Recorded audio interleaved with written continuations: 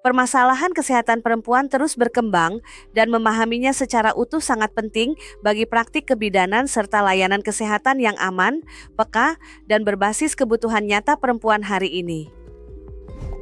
Menurut WHO, kesehatan wanita bukan hanya bebas dari penyakit. Kesehatan berarti keadaan sejahtera secara fisik, mental, dan sosial. Artinya, saat kita membahas kesehatan perempuan, kita tidak bisa berhenti pada gejala tubuh saja.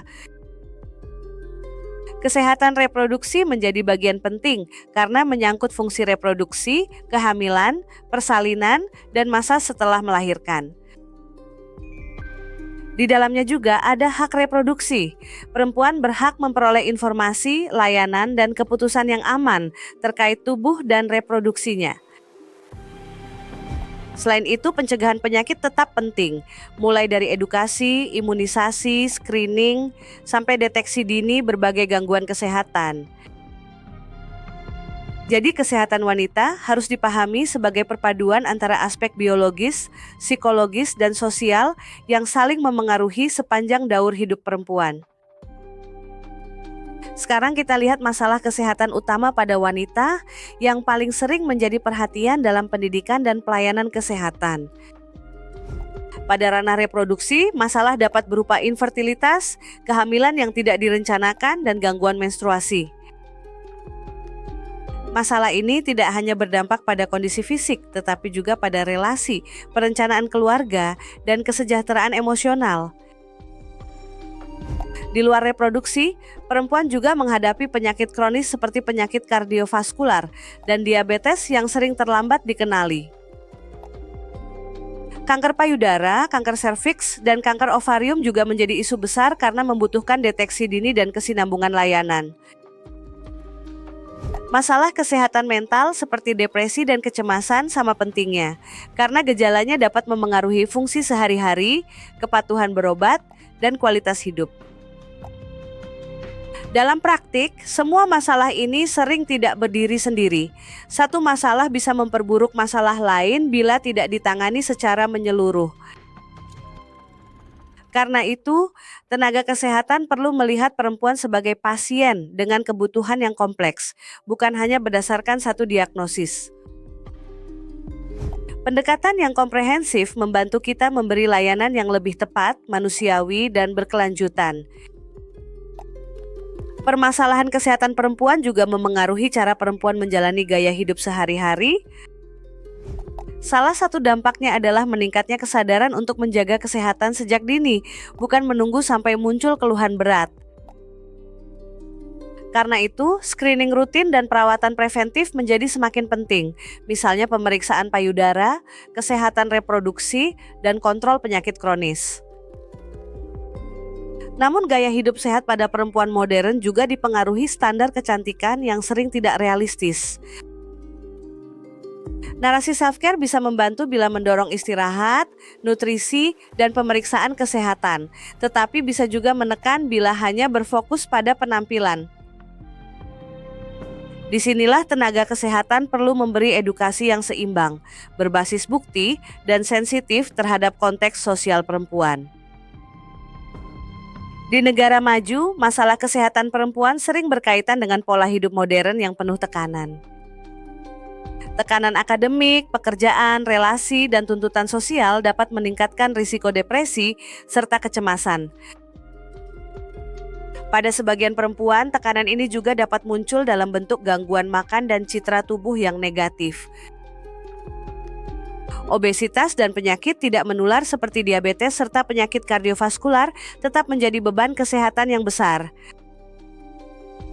Selain itu, penyalahgunaan zat juga menjadi tantangan karena berkaitan dengan kesehatan fisik, mental, dan keselamatan reproduksi.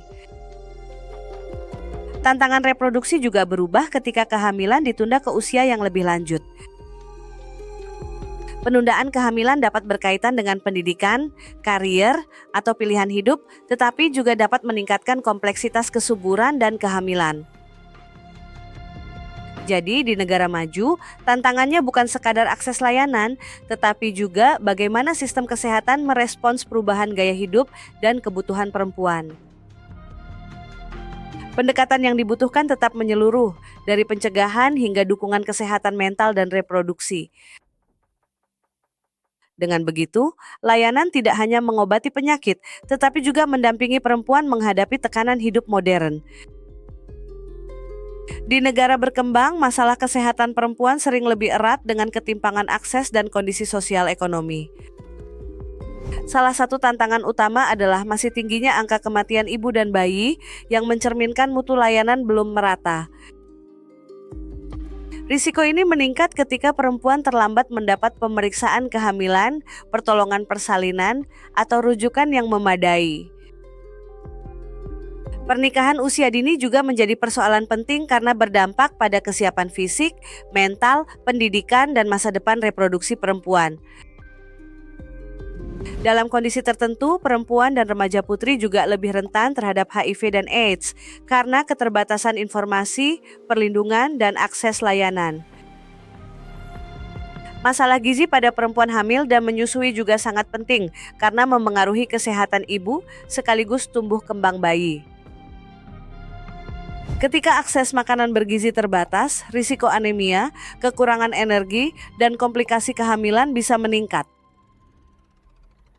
Keterbatasan layanan kesehatan membuat banyak masalah tidak terdeteksi atau tidak tertangani pada waktu yang tepat.